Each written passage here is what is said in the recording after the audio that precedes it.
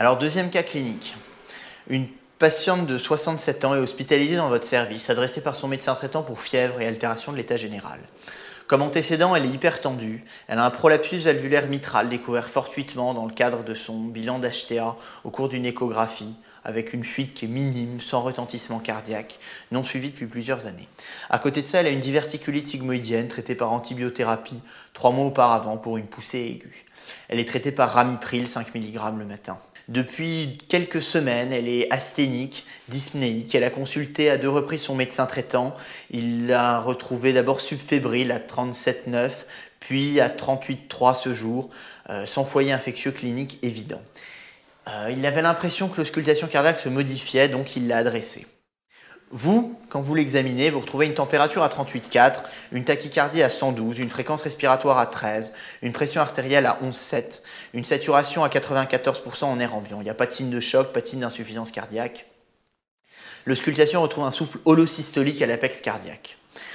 Et vous retrouvez des minimes crépitants aux 2 bases. Donc, question 1. Le souffle correspond-il à un prolapsus valvulaire mitral ? Sinon, quelle est l'auscultation caractéristique de prolapsus valvulaire mitral?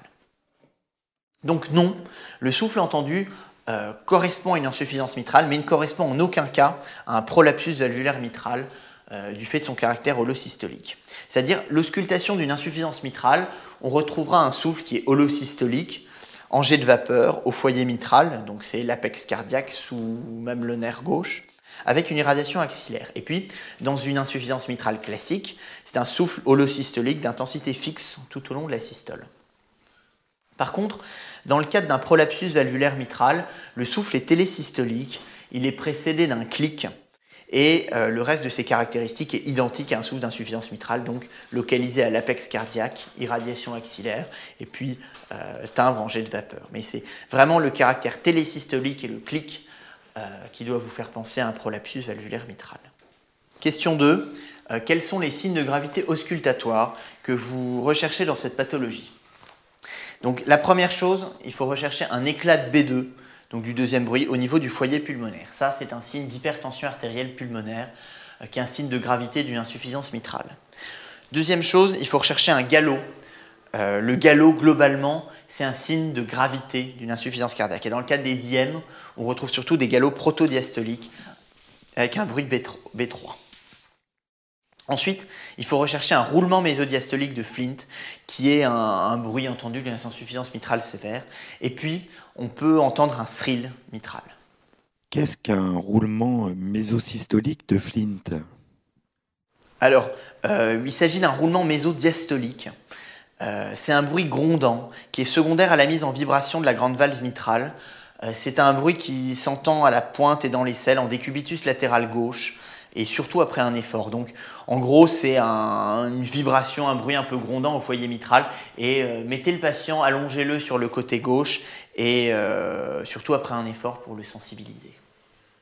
Oui, et qu'est-ce que le thrill?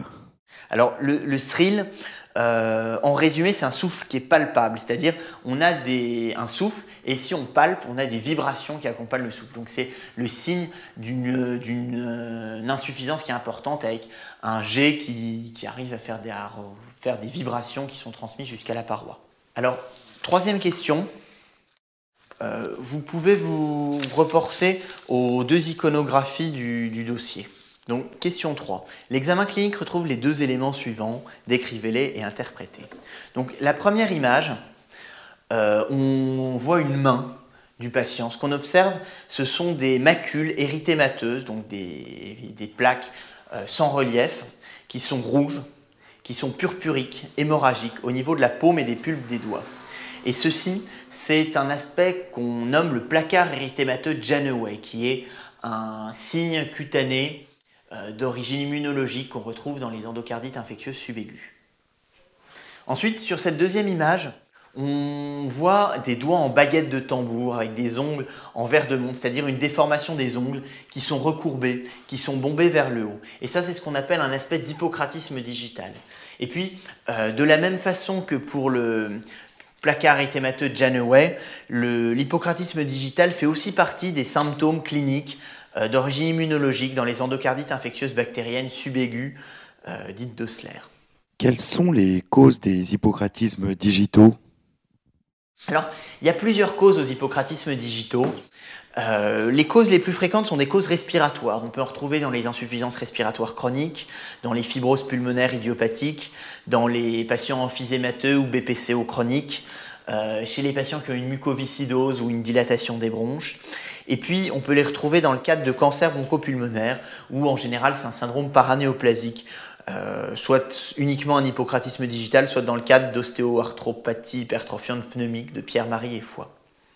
Ensuite, on retrouve des hypocratismes d'étiologie cardiaque.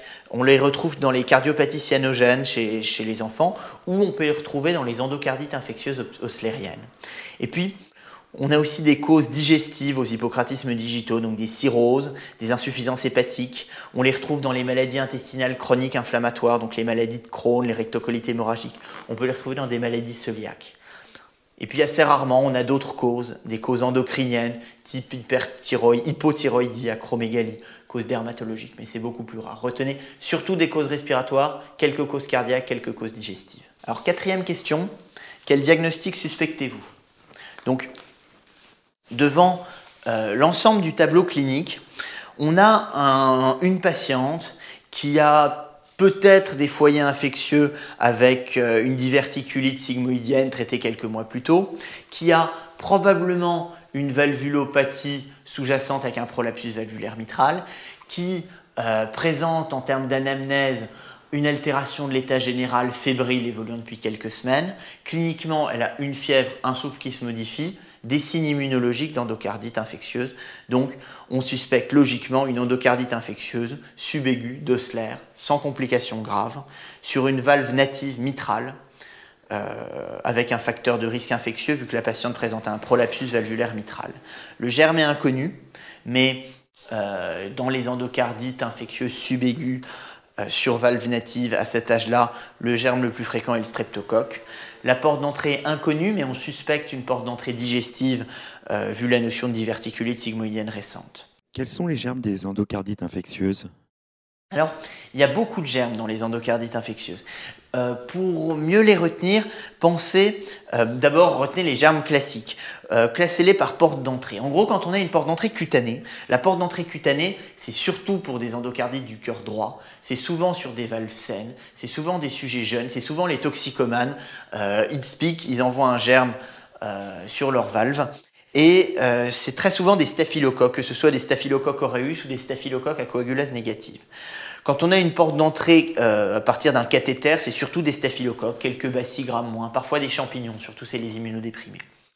Pour les portes d'entrée dentaires et ORL, c'est essentiellement des streptocoques, surtout les streptocoques oraux, dont les streptocoques viridans, et parfois les bactéries du groupe A sec, Haemophilus, Actinobacillus, Cardiobacterium, Eikenella et Kingella. Quand on a une porte d'entrée digestive, urinaire ou génitale, c'est souvent des streptocoques, mais cette fois des streptocoques du groupe D, notamment le streptocoque bovis ou le streptocoque galolyticus. Quand on a une endocardite à streptocoque bovis, il faut avoir un réflexe. C'est le réflexe de faire une coloscopie à la recherche d'un cancer colorectal, parce qu'on a une association très fréquente entre endocardite à streptocoque bovis et cancer colorectal. Bref, dans les portes d'entrée digestives, on peut aussi avoir des entérocoques ou des bacilles gram négatifs. Et puis, il y a une dernière question qui est souvent posée, c'est quels sont les germes des endocardites infectieuses à hémoculture négative? Donc, devant une hémoculture négative sur une endocardite infectieuse, première chose, il faut se demander, est-ce qu'on n'a pas une endocardite qui a été décapitée par une antibiothérapie?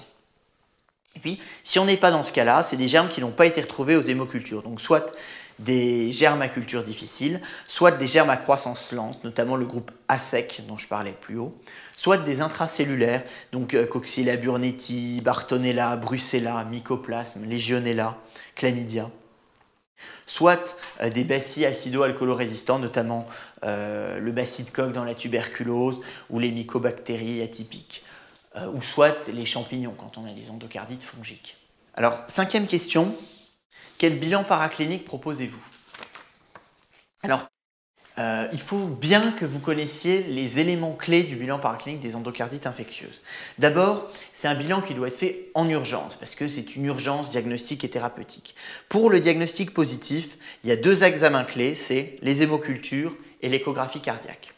Les hémocultures, Il faut au moins 3 hémocultures, aéro et anaérobie, répétées si frisson, avant toute antibiothérapie, mais sans retarder le traitement. C'est important de prévenir le bactériologiste de la suspicion d'endocardite infectieuse pour qu'il puisse mettre des milieux d'incubation longues pour les germes à croissance lente et qu'il puisse faire une culture sur milieu de saboureau si on suspecte des candidats. Pensez que si les hémocultures sont négatives, il faudra prévoir des sérologies pour rechercher les germes intracellulaires type Bartonella, Brucella, Chlamydia, Coxiella burnetii, Legionella, Mycoplasme, ou pour rechercher les causes fongiques avec l'Aspergillus ou le Candida. Deuxième examen à viser diagnostic positif, c'est l'échographie cardiaque par voie transthoracique et transœsophagienne. Dans le cadre d'une endocardite infectieuse, vous devez parler d'échographie transœsophagienne dans votre copie parce que l'échographie transthoracique n'est peu sensible, donc une échographie transthoracique normale ne permet en aucun cas d'éliminer une endocardite infectieuse. Donc l'échographie, ça permet de faire le diagnostic positif, de voir une végétation, une fuite, une mutilation valvulaire, ça permet de rechercher des complications, un abcès septal, une insuffisance valvulaire, ça permet de faire un diagnostic de gravité, est-ce qu'on a une altération de la fraction d'éjection, une élévation des pressions de remplissage, enfin un retentissement cardiaque, et puis de faire un diagnostic étiologique, est-ce qu'on a une cardiopathie ou une valvulopathie sous-jacente qui a favorisé l'endocardite infectieuse. Ensuite, on a fait notre diagnostic positif. On sait que le patient a une endocardite infectieuse. Maintenant, ce qu'il faut, c'est faire le diagnostic étiologique. Ça, le mot-clé principal, c'est recherche d'une porte d'entrée. Alors, recherche d'une porte d'entrée, c'est rechercher un site qui a permis à un germe d'entrer. Il faut prévoir tout ce qui est bandelette urinaire, ECBU, une radiographie thoracique. Et puis, à distance, prévoir une consultation chez un dentaire, chez un ORL, faire un panoramique dentaire, faire un scanner des sinus. Et si on suspecte une porte d'entrée digestive, prévoir une coloscopie à distance. Il faut traiter la porte d'entrée parce que si la porte d'entrée persiste, on a une lésion digestive avec un milieu dans le tube digestif septique et un passage des communications entre ce site septique et le sang chez un patient qui a des lésions valvulaires à risque d'endocardite, on aura des récidives. Donc il faut absolument traquer et traiter cette porte d'entrée. Ensuite, on peut rechercher des facteurs favorisants. Pensez à tout ce qui fait de l'immunodépression. Donc, un diabète, faites une glycémie à jeun, une sérologie VIH avec l'accord du patient, une électrophorèse des protéines sériques pour rechercher une hypogammaglobulinémie. Bref, tout examen recherchant une immunodépression. Maintenant, donc, on a fait le diagnostic d'endocardite, on a cherché la porte d'entrée. Il faut rechercher des complications. Je dirais il y a 3 examens clés. Première chose, c'est rechercher des complications cardiaques. Il faut faire un électrocardiogramme tous les jours. Pourquoi ? Parce que les endocardites se compliquent d'abcès au niveau du septum cardiaque, ce qui fait des troubles de la conduction avec du bloc atrioventriculaire. Et tous les jours, il faut rechercher ce bloc par un ECG. Si on a un bloc, c'est une indication chirurgicale, donc il faut opérer le patient en urgence. Ensuite, il faut rechercher des complications emboliques. L'examen clé étant le scanner cérébro-thoraco-abdominopelvien sans et avec injection. Donc un body scanner, on visualise tout le corps injecté, ça permet de rechercher d'autres localisations infectieuses. Ensuite, on fait un bilan standard, numération, plaquettes, ionogramme, bilan inflammatoire, transaminase. Et puis, il est intéressant de chercher des complications immunologiques, surtout dans une endocardite subaiguë. Donc, faire un fond d'œil pour rechercher des complications oculaires, rechercher des complications rénales, ça c'est un point important. On peut avoir différents types de néphropathie, on verra ça plus loin, mais faites systématiquement une bandelette urinaire, une fonction rénale, une protéinurie. On peut proposer une IRM cérébrale pour rechercher des anévrismes mycotiques. Bref. Dernier volet du bilan, le bilan pré-thérapeutique. Il faut penser à prévoir un bilan préopératoire si on envisage la chirurgie. Donc un bilan pré-transfusionnel, groupe sanguin, résus, RAI, un bilan d'hémostase, et puis un bilan pré-thoracotomie. Si le patient est stable et que son état le permet, il faut prévoir une coronarographie, un échodoppler des vaisseaux du cou, des épreuves fonctionnelles respiratoires. Le TDM corps entier est-il systématique ou qu'en présence d'un embole ? Alors, dans une endocardite infectieuse, retenez que c'est un examen systématique. C'est un examen qui est vraiment indispensable parce que c'est l'examen le plus sensible pour repérer des embolies et pour repérer des abcès infectieux à distance, des abcès profonds. Ça permet de rechercher une porte d'entrée, des localisations secondaires. Et il faut savoir qu'on peut avoir beaucoup de localisations secondaires qui ne parlent pas cliniquement. Et parfois, certains sites sont moins accessibles aux antibiotiques, donc ça nécessite une modification de la prise en charge pour ne pas faire laisser des foyers infectieux dans l'organisme, malgré l'antibiothérapie qu'on propose pour l'endocardite. Ensuite, 6e question. Votre diagnostic est confirmé, on ne retrouve pas de porte d'entrée. La patiente vous dit avoir bénéficié de soins dentaires il y a 2 mois. Elle n'a pas eu d'antibioprophylaxie. La question c'est est-ce que l'antibioprophylaxie était justifiée? Quelles sont les indications d'antibioprophylaxie dans les soins dentaires? Est-ce qu'il faut en mettre dans les interventions chirurgicales? Donc non, l'antibioprophylaxie n'était pas justifiée chez cette patiente devant un prolapsus valvulaire mitral isolé. En gros, les indications d'antibioprophylaxie dans les soins dentaires, c'est quelque chose d'assez simple. C'est uniquement pour les soins dentaires avec une plaie gingivale ou une perforation de la muqueuse ou une intervention périapicale. Donc uniquement pour un soin dentaire invasif. Et c'est uniquement dans le cadre de cardiopathie à haut risque. Il y a 3 types de cardiopathie à haut risque. Les prothèses valvulaires biologiques ou mécaniques, les patients qui ont un antécédent d'endocardite infectieuse, ou les cardiopathies congénitales cyanogènes. Et dans toute autre indication, donc un soin dentaire non invasif, une cardiopathie, une valvulopathie qui ne rentre pas dans ce cadre, ou toute autre intervention chirurgicale, qu'elle soit cutanée, respiratoire, digestive, il n'y a pas d'indication à une antibioprophylaxie. Donc chez cette patiente, prolapsus valvulaire mitral, ce n'est pas une cardiopathie à haut risque, il n'y avait pas lieu de lui donner des antibiotiques, son médecin a bien fait. 7e question. Le bilan biologique retrouve une créatininémie à 156 micromoles par litre, alors que la créatininémie il y a 1 an était normale à 82 micromoles par litre. Vous retrouvez une protéinurie et une hématurée microscopique. Quelles complications craignez-vous et quel est le type de la néphropathie à rechercher? Alors, la première remarque, c'est que dans les endocardites infectieuses, on a différentes causes d'insuffisance rénale. On peut avoir beaucoup d'insuffisances rénales possibles. On peut avoir des insuffisances rénales aiguës fonctionnelles par déshydratation, par sepsis liée à la fièvre. On peut avoir des insuffisances rénales obstructives, puisque c'est fréquent chez les patients de cet âge-là. Le contexte septique peut favoriser. On peut avoir des insuffisances rénales organiques, qu'elles soient vasculaires avec des emboles vasculaires, qu'elles soient tubulaires avec des nécroses tubulaires aiguës, la toxicité notamment liée aux aminosides, que ce soit interstitiel, on peut mettre de l'amoxicilline, faire des néphropathies tubulo-interstitielles, ou que ce soit glomérulaire. Pareil, on a différents types d'atteintes glomérulaires. On peut faire des glomérulonéphrite aiguës post-streptococciques, mais qui sont plutôt à distance. On peut faire des atteintes immunologiques avec des glomérulonéphrite rapidement progressives. Bref, retenez qu'on a beaucoup d'atteintes rénales possibles dans les endocardites infectieuses. Par contre, dans le cas de ce patient, on a une créatininémie qui s'aggrave, une protéinurie, une hématurie. Donc on s'oriente d'emblée vers un tableau d'atteinte glomérulaire, une insuffisance rénale organique glomérulaire vu l'hématurie et la protéinurie. Et la néphropathie à rechercher dans le cadre d'une endocardite infectieuse subaiguë, c'est une néphropathie organique aiguë glomérulaire à type de glomérulonéphrite rapidement progressive de type 2. Quelles sont les complications des endocardites infectieuses? Alors, il y a énormément de complications dans les endocardites infectieuses. Pour mieux les retenir, classez-les en 3 catégories. D'une part, les complications cardiaques. L'endocardite abîme le cœur. Que ce soit au niveau de l'endocarde, avec des lésions, des mutilations valvulaires, que ce soit au niveau du myocarde, on va dire une évolution vers une insuffisance cardiaque, un choc cardiogénique, que ce soit des atteintes cardiaques au niveau du péricarde, avec une péricardite inflammatoire ou purulente, une tamponnade si un abcès rond dans le péricarde, que ce soit des complications rythmiques, notamment les troubles de la conduction dans le cadre d'abcès septal, ou que ce soit des complications coronariennes. On peut faire des syndromes coronariens par embole septique. Donc, premier volet, les complications cardiaques. Deuxième volet, les complications emboliques. Dans le cadre d'endocardite du cœur droit, ce sera surtout des embolies pulmonaires. Dans le cadre d'endocardite du cœur gauche, ce sera surtout des embolies périphériques, donc que ce soit un syndrome coronarien, un accident vasculaire cérébral, un accident ischémique médulaire, des infarctus rénaux, des infarctus spléniques, des ischémies mésentériques, des ischémies aiguës de membre, une spondylodicite, etc.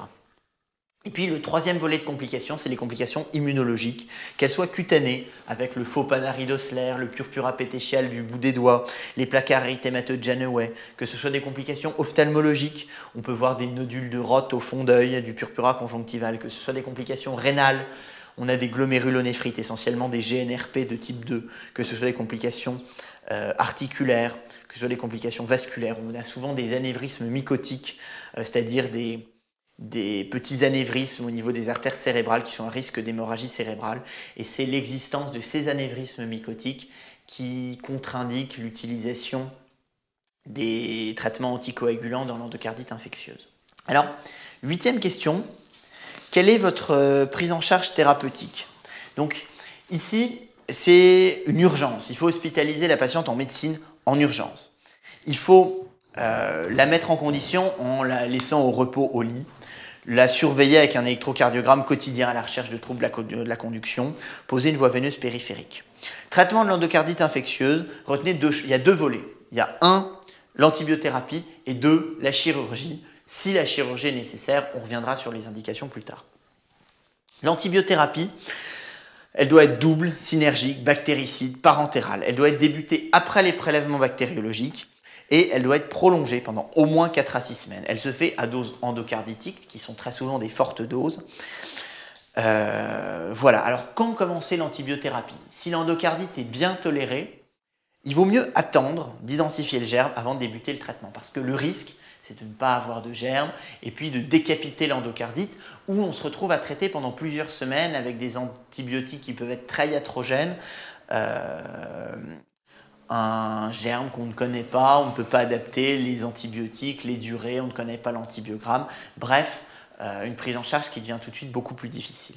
Par contre, si l'endocardite est mal tolérée, on n'a pas le choix, on est obligé de commencer une antibiothérapie en probabiliste, active sur les germes suspectés, à débuter directement après les prélèvements bactériologiques. Chez cette patiente, on suspecte plutôt un streptocoque, elle n'a pas de prothèse valvulaire sous-jacente, donc ce sera plutôt amoxicilline plus aminoside. Cette patiente n'a pas d'indication chirurgicale. Le suite du traitement, c'est un traitement symptomatique. Il faut l'hydrater, corriger ses anomalies hydroélectrolytiques, donner des antalgiques en cas de douleur, donner des antipyrétiques en cas de fièvre. Il faut prévenir les complications de décubitus, donc mettre des bas de contention, un nursing. Et je vous rappelle que les anticoagulants sont contre-indiqués dans les endocardites infectieuses. Ensuite, dans les mesures associées, n'oubliez pas le traitement de la porte d'entrée. Ça vaut souvent 0 à la question de l'oublier, parce que si vous ne traitez pas la porte d'entrée, vous avez un fort risque de récidive de l'endocardite infectieuse. Et puis, après une endocardite infectieuse, le patient a une cardiopathie à haut risque d'endocardite, donc il faut l'éduquer pour qu'il ait une antibioprophylaxie lors des gestes à risque, qui sont les gestes dentaires invasifs. Et puis c'est un patient qu'il faut surveiller sur le plan clinique et paraclinique, en termes de tolérance et d'efficacité du traitement. Donc surveiller ses constantes, surveiller l'auscultation cardiaque quotidiennement. En termes paracliniques, surveiller la biologie, les hémocultures jusqu'à négativation, l'échographie cardiaque et surtout, je vous rappelle encore une fois, un ECG quotidien pour rechercher les troubles de la conduction. Alors, je voulais vous parler des indications chirurgicales dans l'endocardite infectieuse. Cette patiente n'en a pas besoin, mais c'est toujours une question à vous poser. Devant une endocardite infectieuse, vous dites 1. Quel antibiotique? 2.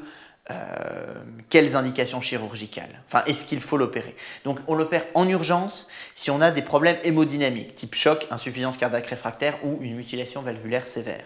On l'opère en urgence si on a des complications infectieuses, une antibiothérapie qui échoue ou une endocardite fongique.